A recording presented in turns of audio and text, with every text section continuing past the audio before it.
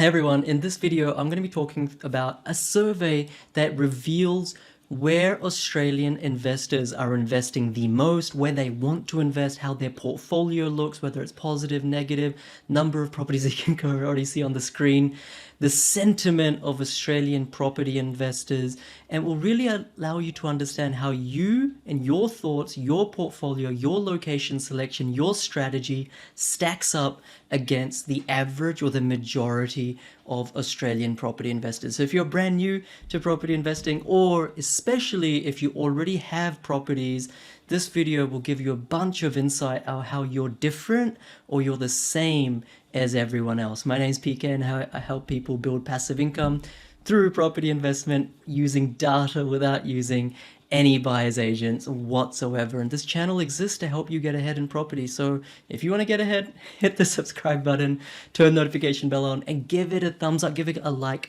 right now. Okay, guys, so this survey was done by PIPA, the Property Investment Professionals of Australia, a body that is there to assess and help property investors.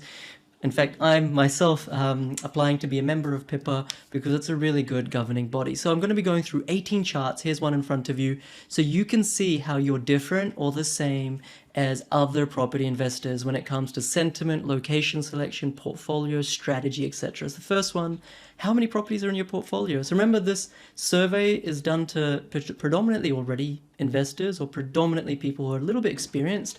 So it's probably a little bit skewed in terms of the proficiency of who have been surveyed. And I think the survey size in total was about 3,000 or something like that. So take it for what it is. But you can see here that how many properties are in your portfolio. You know, on average, people have 2 to 4 properties. Not many people have more than 11, which is understandable. If you actually take the Australian average, you know, it's much less. You'll see that obviously most of Australia is yet to buy, and number of one properties, that's more than 80% of property investors. So this survey is done for experienced property investors. So if you're experienced, you fall right down into this survey sample type. If you're not experienced, this is what even experienced property investors' portfolios and sentiment strategy, location selection looks like. Next slide. Have you purchased an investment property in the last 12 months? So predominantly they said no. 70% of people said no. 30% said yes. Interesting. Make of it what you will. Next one. If so, was this the first investment property you've ever purchased? So once again, of this survey size, the majority of people who have purchased property have said no, they've actually purchased property before. Okay, if this was the first investment property you've ever purchased, what did you buy? So if you're watching this video and you're thinking, look, I've not experienced, this is my first one. So here's what they bought. An existing or established property was really more than 80%. Brand new, off the plan, was less than 20%. So if you're considering a brand new or off the plan apartment, townhouse, house, you know, this is what experienced property investors do. They predominantly buy established or existing properties. So just maybe want to take a couple of looks at the company that you're buying off, or the builder or the developer that you're buying off. Make sure you're not scammed. Don't just buy for depreciation benefits and all that kind of marketing spiel. Also, if this was your first investment property purchase, do you own the property that you live in, or do you rent? So you can see that the majority of people who are property investors already own a principal place of residence, more than 60%, but I expected this to be higher.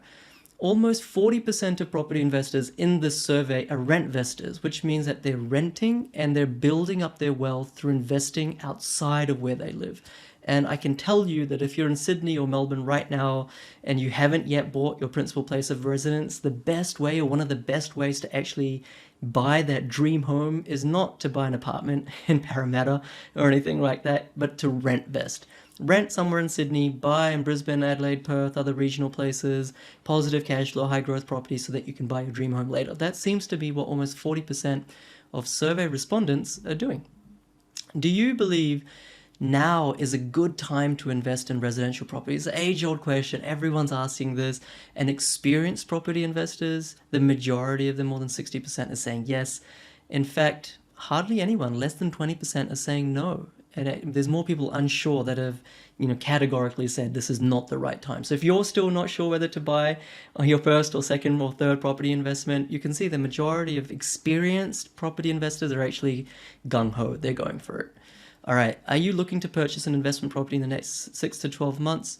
Majority of property investors who are a little bit more experienced are now saying no. Maybe they've already purchased, but about 35% of them are actually saying yes, which is interesting.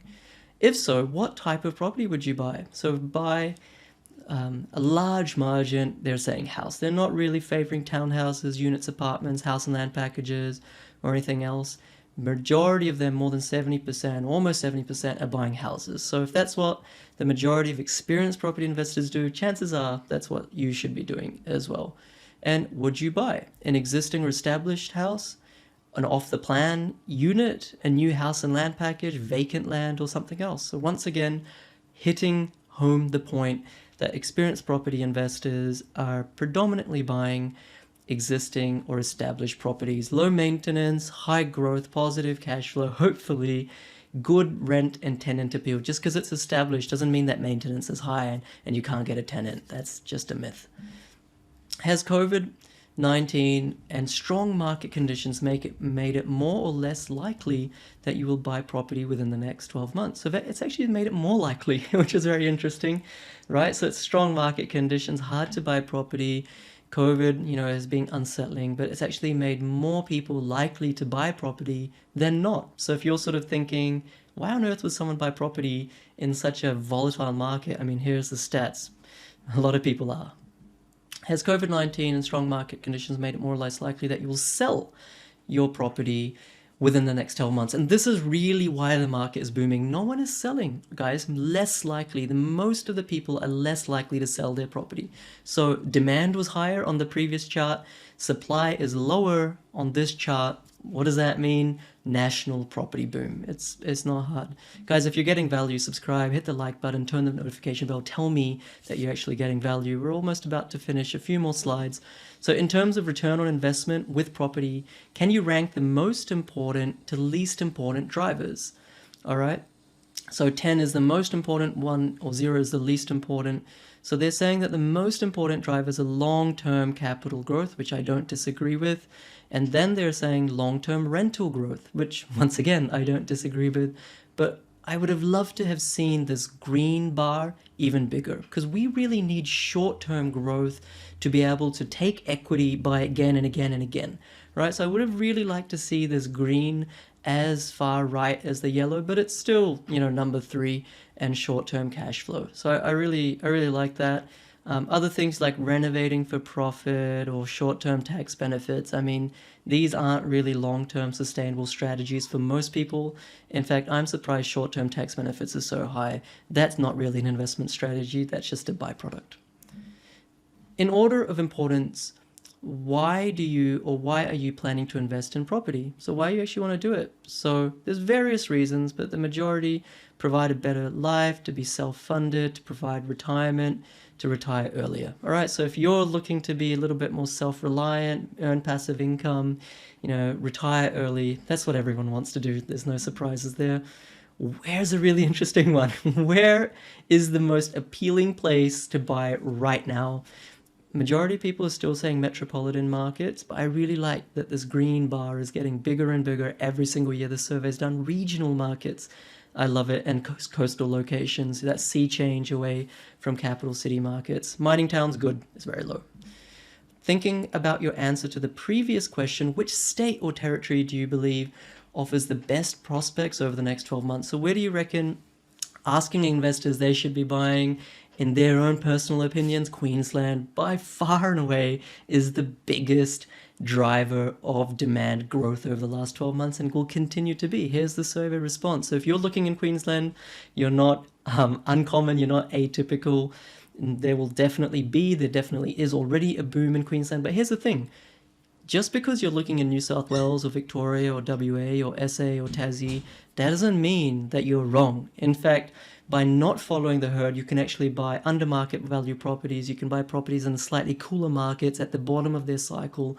So there's no right or wrong here, but it's just very interesting that Queensland is clearly the flavor of the year. Which state capital do you believe currently offers the best investment prospects? Brisbane, so within Queensland. This is what most people think. Then it's Sydney or Melbourne. I personally don't think it's Sydney and Melbourne anymore.